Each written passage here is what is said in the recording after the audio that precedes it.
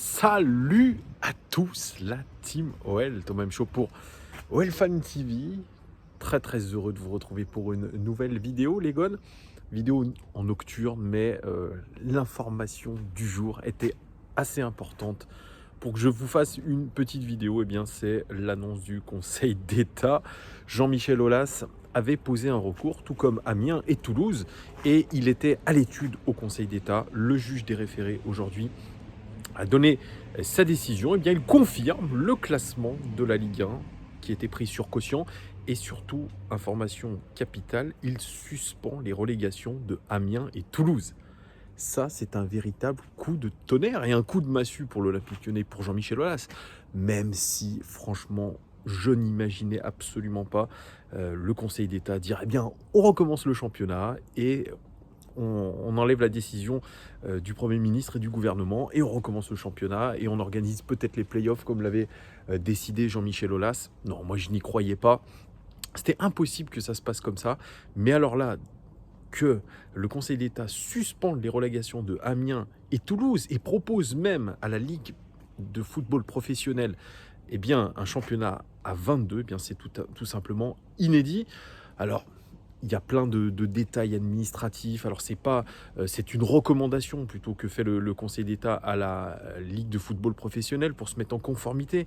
Mais rendez-vous compte quand même qu'on privilégie le sort de Amiens et Toulouse. Toulouse qui a fait d'ailleurs une saison extrêmement catastrophique au détriment du troisième de Ligue 2. Donc vous voyez, il y a tout ce volet aussi Ligue 2, c'est assez compliqué. Mais en tout cas, pour notre club, pour l'Olympique Lyonnais, c'est un véritable camouflet aujourd'hui, puisque la bataille menée par Jean-Michel Aulas depuis peut-être 2 mois maintenant, des plateaux télé, des tweets, des communiqués, eh bien aujourd'hui, tout tombe à l'eau.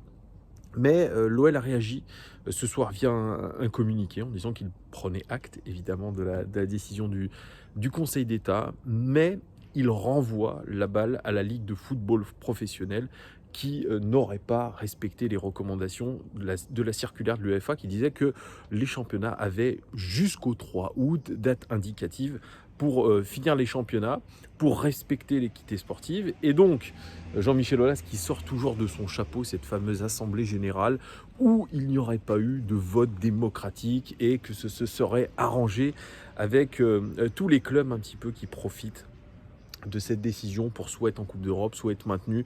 Bref, voilà, Jean-Michel Aulas, là, jusque-là, il a raison, puisque effectivement, je pense qu'il y a une grosse magouille, que ce soit politiquement, politiquement du côté de l'État plutôt, et politiquement du côté de la Ligue et de la Fédération.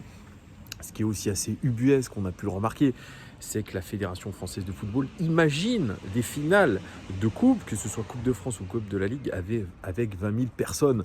Aujourd'hui, l'OL maintient, on peut rejouer le championnat, les conditions sanitaires se sont améliorées, on peut respecter l'équité sportive et faire revenir les gens dans les stades et finir ce championnat.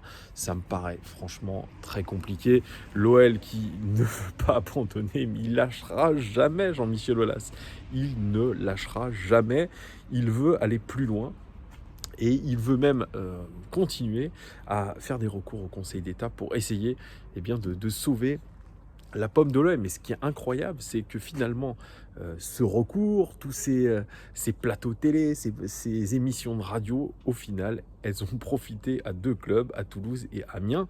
Donc quand on disait de Jean-Michel Aulas qu'il défendait pas l'intérêt du football en général et qu'il défendait les intérêts de son club, eh bien là c'est le cas. Il a défendu un petit peu les intérêts du football en général, finalement en privilégiant 2 clubs candidats à la descente. C'est assez hallucinant. En tout cas, pour l'Olympique Lyonnais, ça ne change pas. Nous restons 7e de ce championnat au quotient point. Voilà, ça, le Conseil d'État l'a validé, a trouvé que c'était une équité sportive assez bonne. Voilà, alors le quotient point, ben voilà, nous sommes 7e. Je crois que au-delà de faire des recours, je pense que Jean-Michel Aulas s'est réellement épuisé. Je pense que mentalement et physiquement, d'ailleurs, vous le voyez sur son visage, il est très marqué, Jean-Michel Aulas. On sent je pense qu'il a passé des nuits blanches à réfléchir là-dessus. C'est sûr, c'est un dirigeant actionnaire majoritaire de ce club. Il a l'Olympique Lyonnais dans la peau. il sait aussi qu'il va perdre énormément d'argent en n'étant pas en Coupe d'Europe. Ça, c'est quelque chose, vraiment, je pense, si il va jusqu'à défendre son club, c'est le seul président aujourd'hui de Ligue 1 qui a défendu son club avec autant de véhémence, parce qu'il le sait, une année sans Coupe d'Europe, même si l'OL est extrêmement bien géré, même si l'OL retombera évidemment sur ses pattes, eh bien, ça fait mal quand même, surtout sur une année où il y a eu une crise sanitaire sans précédent. On sait qu'on va perdre beaucoup d'argent. Donc Jean-Michel Aulas, lui, je pense qu'il ne le digère pas et il s'est épuisé à la tâche. Je pense, très sincèrement, même vraiment si c'est sincère, je pense qu'il s'est épuisé pour rien. Malheureusement, il le savait dès le début. Ça servait à rien de s'épuiser, de perdre son moral, de ruminer, parce que c'est de la rumination. Je pense que c'est très dur mentalement, psychologiquement pour lui, de savoir qu'au final, eh bien, tous ces recours, toutes ces interviews, ces tweets, eh ben, ne serviront à rien, puisque finalement, ça a été contre-productif. Et même le Conseil d'État, qui est une organe évidemment de notre État, Conseil d'État, eh bien, a désavoué Jean-Michel Aulas. Je pense qu'aujourd'hui, dans le football français, dans les dirigeants de club, il y a un ras-le-bol de Jean-Michel Aulas. Même à la LFP, même à la fédération, même à Noël Le Graët, qui est pourtant un ami de Jean-Michel Aulas, eh bien, je pense en a marre. Ils en ont marre. Ils ont plus envie aujourd'hui d'entendre Jean-Michel Aulas se plaindre, Jean-Michel Aulas de voir Jean-Michel Aulas essayer de défendre son club par vents et marées, en utilisant tout et n'importe quoi, à tort et à travers. Aujourd'hui, c'est l'image d'un dirigeant de club qui est mise à mal, c'est l'image d'un club aussi qui est mise à mal.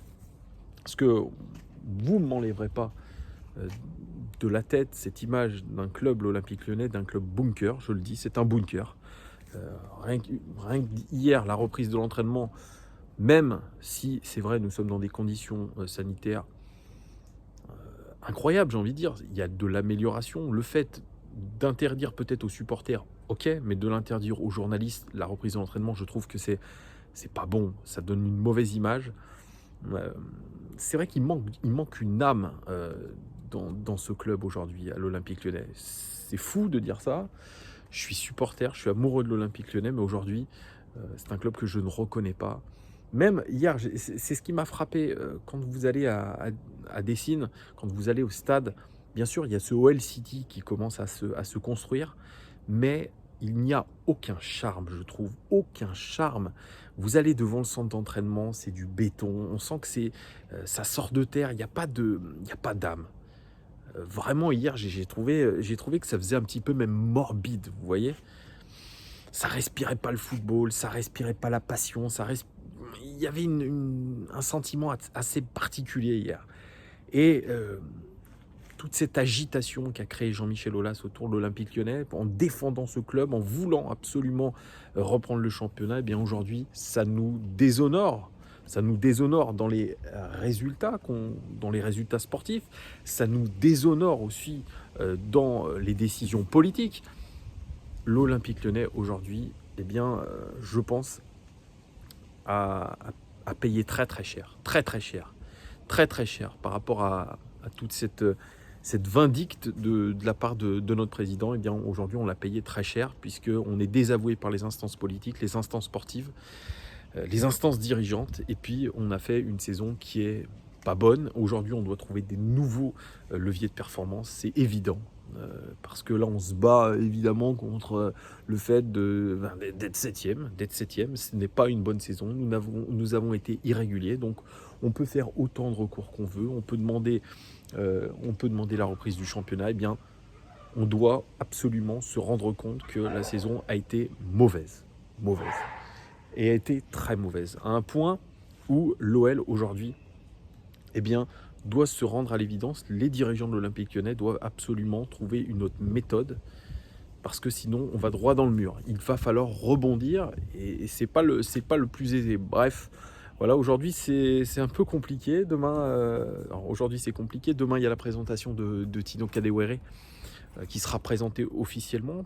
Voilà, il arrive dans notre club. Lucas Touzard, lui, eh bien, ne sera plus là au 30 juin prochain, puisqu'il part du côté du Hertha Berlin. Le Hertha veut le récupérer au 30 juin, donc il ne sera pas dès la finale de la Coupe de la Ligue, il ne sera pas du huitième de finale retour contre la Juve.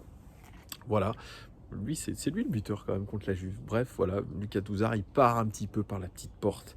Un joueur qui a été souvent décrié par son style, par ce style un peu chien fou, peu technique. Mais moi, voilà, je tire quand même mon chapeau à Lucas Touzard, même si techniquement, ce n'était pas ça. C'est un joueur de devoir, c'est un joueur qui n'a jamais rien lâché, avec une mentalité exemplaire. Donc voilà, donc présentation demain de Tino Kadewere. Évidemment, il y aura beaucoup de questions sur la décision du Conseil d'État, et je pense que Jean-Michel Aulas va encore se lâcher et va tacler sûrement Didier Quillot de la Ligue, peut-être Noël Le Graët, peut-être les instances politiques aussi. Parce que évidemment, aujourd'hui, quand on parle de... Je voyais sur Twitter, on parlait de Farmers League, c'est comme ça qu'on est vu, la Ligue des fermiers, on est vu comme ça par les autres membres du football européen.